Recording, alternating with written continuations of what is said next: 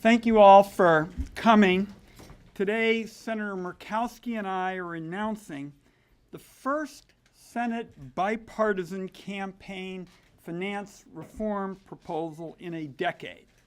Legislation that forces all significant financial contributors and spenders to disclose where money is coming from and going to in real time, and ends the flagrant abuses of federal tax laws by political operatives masquerading as tax-exempt social welfare organizations.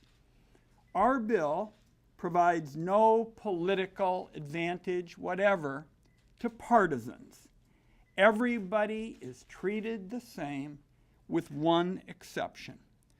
The small financial contributor is afforded more confidentiality than the large ones. The legislation is built on the same principles that make our financial markets work.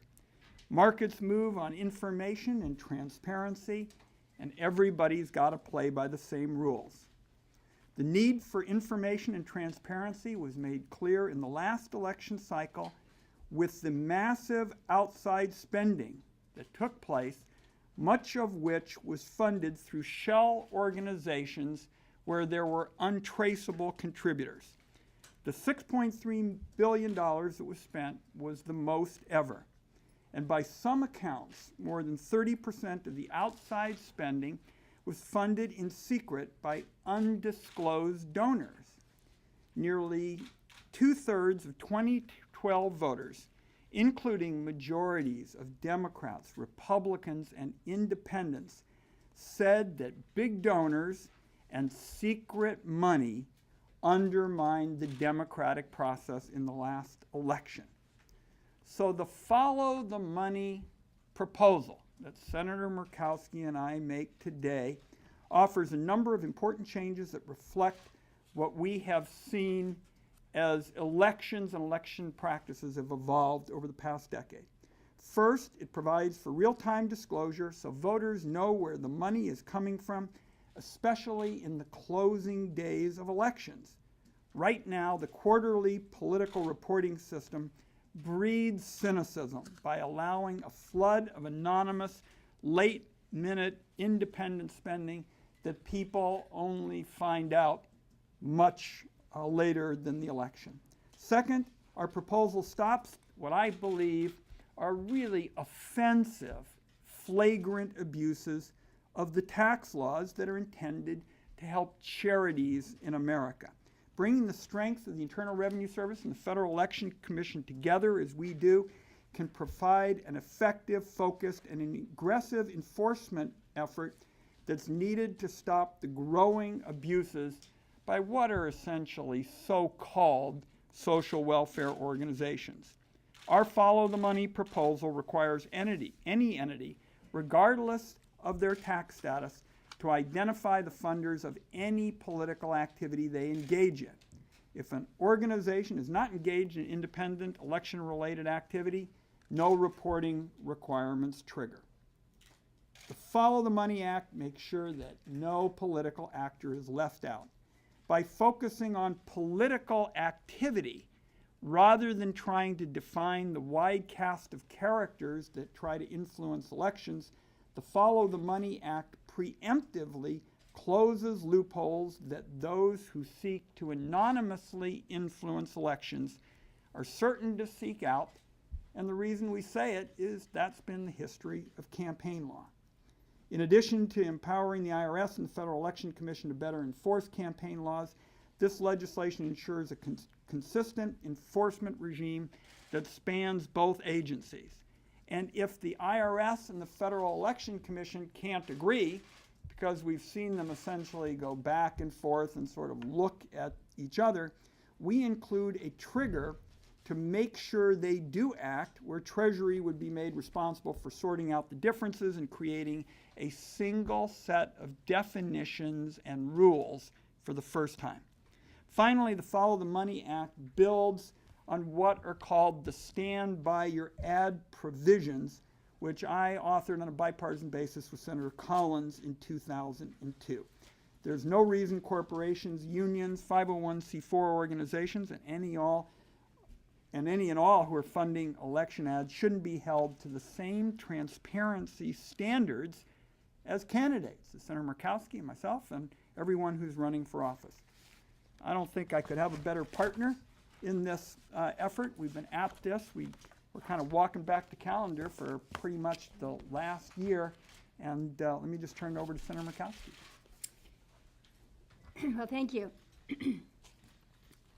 And Senator Wyden, I think, has outlined here today what the meat of the proposal is. And I want to start my comments by acknowledging that what you're seeing in this proposal that is different than you have seen in the Disclose Act that was before the Senate last summer and then prior to, is this is a bill that is designed to be bipartisan. This is a bill that is designed to be even across the board, absolutely transparent in all aspects of it. And I think because of how we have designed it, I think you have an opportunity for success with this legislation because of how we have approached the issue itself. We actually started talking about this last summer in an effort to really try to figure out how can we build a campaign disclosure bill, a set of laws that is applied equally. Because I think if you go back to where we were with the Disclose Act, you had criticisms on all sides. It was going to give an unfair advantage to the labor unions, the Republicans declared. And on the other side, the folks were saying, well, it's going to give an unfair advantage to some of your, for instance, whether it be the NRA, because it allows for a loophole for memberships. Well, what we've done is we looked to all the objections. We looked to how the Disclose Act was set up and said, we don't want to go there. Because it's not my intention, I don't think it's Senator Wyden's intention, that anybody gets an unfair advantage. It's even Steven across the board. And maybe that's where we'll have the opposition to this bipartisan proposal. Because it is going to make a little more work for some who have enjoyed the benefits of anonymity, who have enjoyed the benefits of not having to disclose, who have enjoyed the benefits of a tax code that is really sheltering them from the need to be open and full and complete in your disclosure. So we've got a different proposal out there that really does focus on improving the transparency of our campaigns by bringing that money out of the shadows. If someone wants to be a major player in this political process, they don't get that anonymity that they presently receive. The public will be able to get that real-time information that is critical. We level that playing field by requiring all independent spenders play by the same rules. The rules are the same for everyone, whether you're wealthy, whether you're the well-organized funders, the tax-exempt social welfare organizations. So what we've done is by focusing on the activity itself, on political activity, rather than trying to define the characters, as Senator Wyden has said, we struggled with that. You find out that's not the way to approach it. The way to approach it is to focus on the political activity itself. So we closed those loopholes. We closed those loopholes ahead of time by those who would seek to hide from any level of disclosure.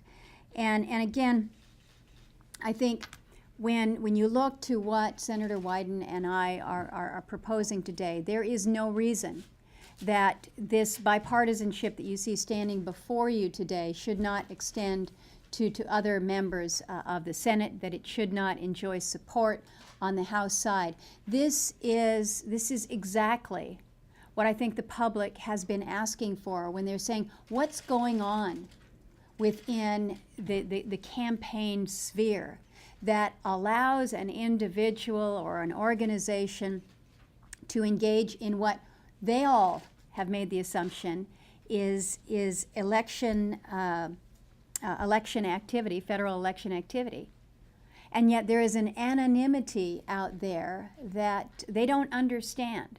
Well, what we're trying to do, again, is bring about transparency, bring about a truly even playing field, and to meet the concerns of the public when it comes to how campaign dollars are raised and how they are spent. So I'm proud to stand with my colleague today.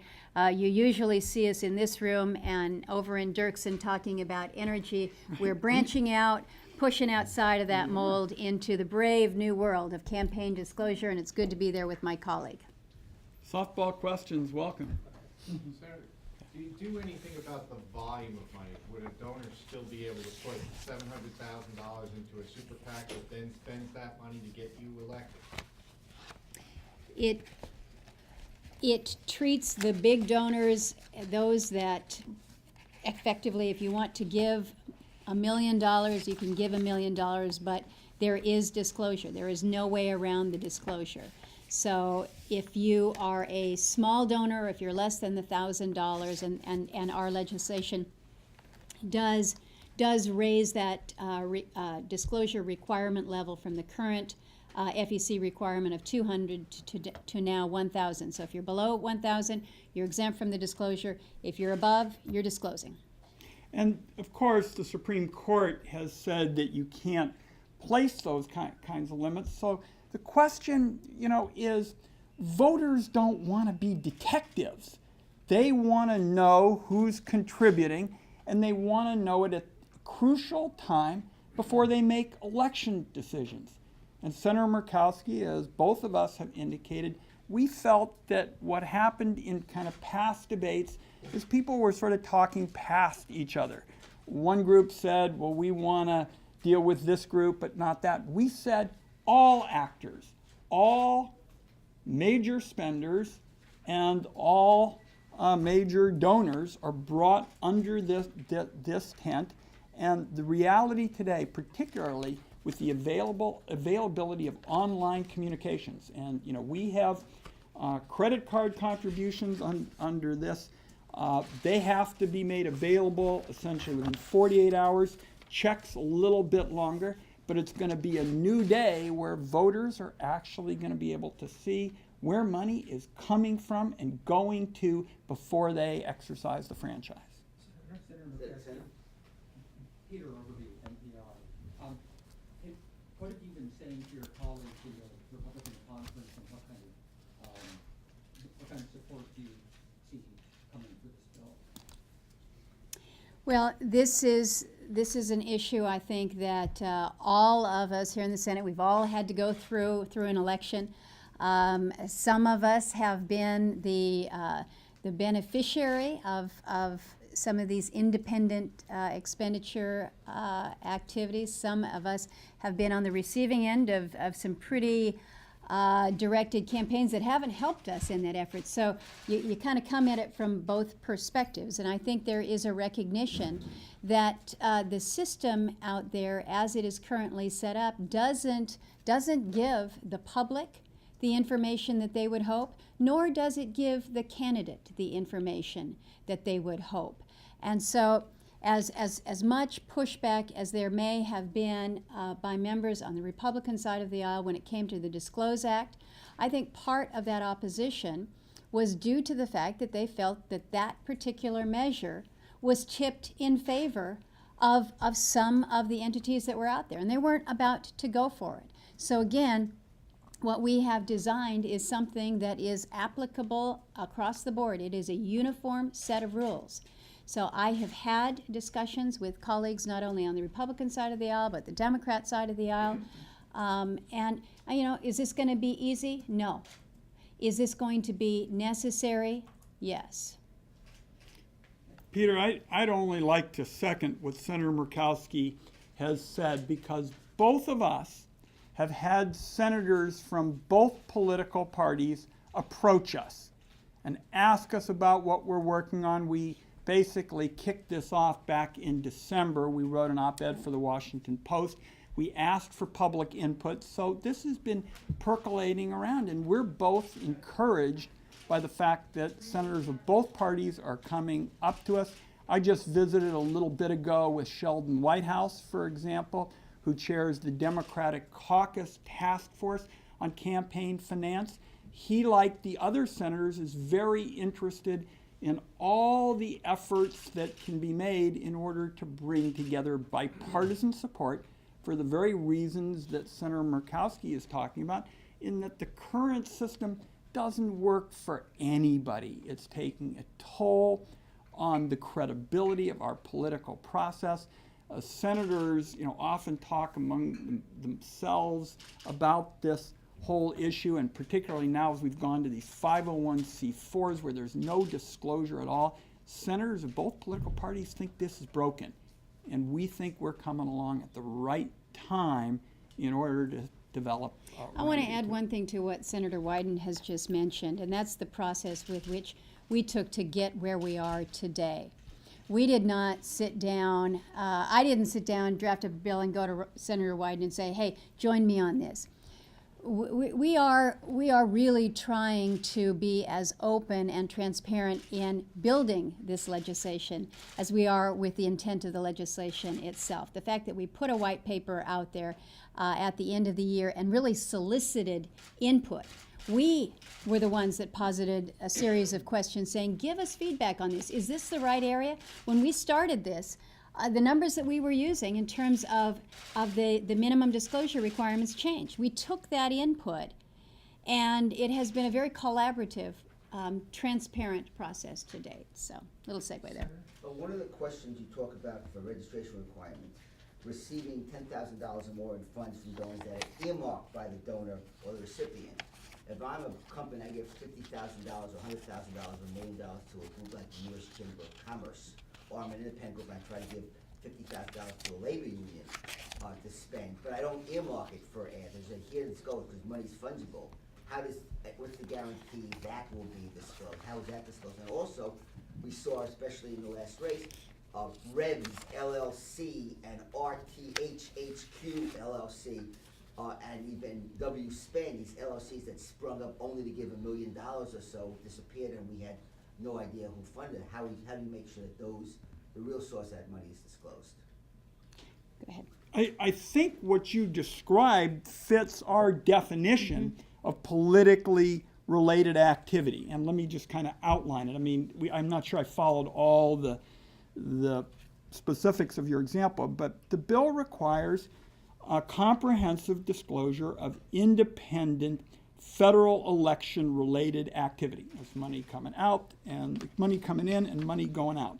And we define independent federal election-related activity as an expenditure, which is almost always money made by any person for the purpose of influencing the selection or the nomination or election of any individual by a person or an entity who's independent of the candidate. And I'll probably have to unpack later some of the specifics of your example, but it sure sounds like what you asked meets the definition Senator Murkowski and I are talking about of independent federal election-related activity, and that money would have to be disclosed.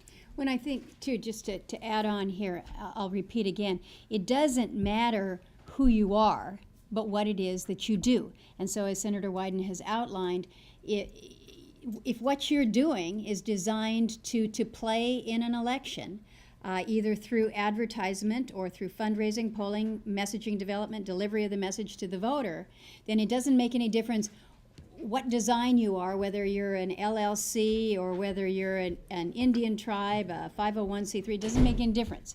It doesn't matter who you are, it matters what you do.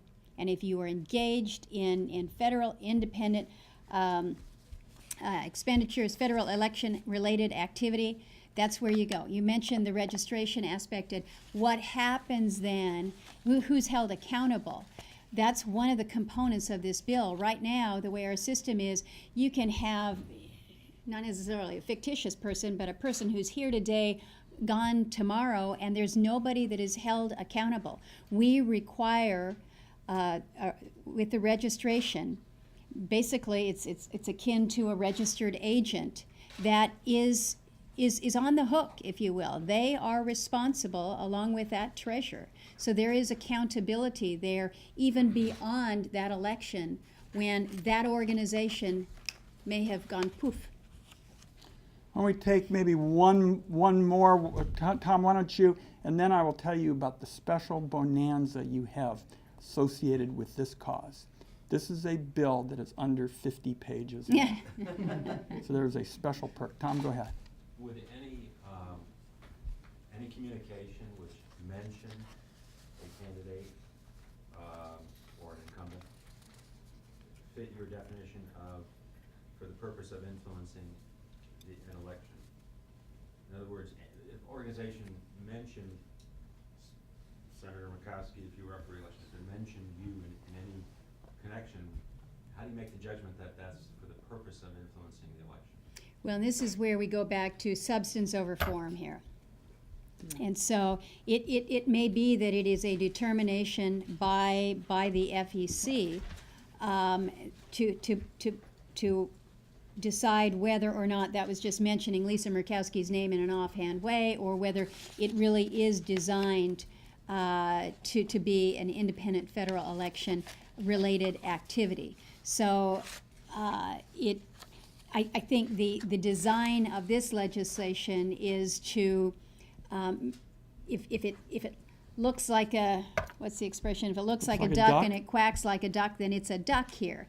Let's not get too caught up in whether or not it says vote for Lisa Murkowski. And so what we're trying to do, because so much of what we've seen in these past election cycles have been, they're just trying to skate close enough. They're saying it's an issue ad, but at the end of the day, we all know what it is. It's designed to help the Republican candidate. Might not necessarily mention my name, but if it looks like election related activity, it's probably going to be determined to be so. Tom, let me just add to that, because I agree completely with what Senator Murkowski is talking about, to put this in a little bit of a historical context. I mean, everybody knows people always, no matter what is done, try to figure out a way to get around whatever you have. And so what we've seen is every election somebody comes up with a new business model. It's sort of new and improved, and the whole goal is to basically try to get around the lax contribution and disclosure holes that exist. So historically, we went from PACs to super PACs, and now we're into the 501c4s. And if you ask me, LLCs and S corporations could well be next, and I think that's what the gentleman's question in the front row, dealt with. So what Senator Murkowski and I are talking about is getting away from that kind of model and talk about political activity, election-related political activity, no advantage to partisans. That was one of the big hang-ups before, is everybody felt, well, we'll get more out of this than the other person. We have honeycombed this debate, and that's why we sort of vetted it with the public. And we think now, Sierra Club small donors, NRA small donors, all of these people are treated alike. They essentially come under the small donor exception. And what we're hoping, I want to give the last word to Senator Murkowski, what we're hoping is that senators will see that after 10 years of a partisan back and forth on this issue, the two of us are interested in working with our colleagues. We're not saying this is the last, word, hereby pass this bill into law in the next 48 hours.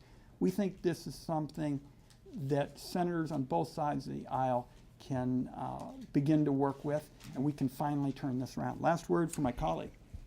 Well, last word that I will offer is we have been wrestling with how to deal with the Citizens United case since that came out, and trying to understand truly what it meant. Now, some are going to look at this legislation and will argue that there is this First Amendment right to give millions of dollars anonymously for political activity, and they're not going to like this bill. They're not going to like it because they believe that it is absolutely unlimited. I think where Senator Wyden and I have come down on this argument is that we're kind of standing with Justice Scalia on this one, who said in Doe versus Reed, he says, requiring people to stand up in public for their political acts fosters civic courage, without which democracy is doomed. And I think this is where we are coming from. There is that certain First Amendment right. You can go ahead and give that $1 million donation if you wish, or you can give that $50 donation if you wish. But there will be a process, there will be a standard for disclosure, which will be fair, which will be uniform, and which I think will help reform the process. So I think we're off to a good start, and we look forward to picking up some more friends along the way. Thanks, everybody.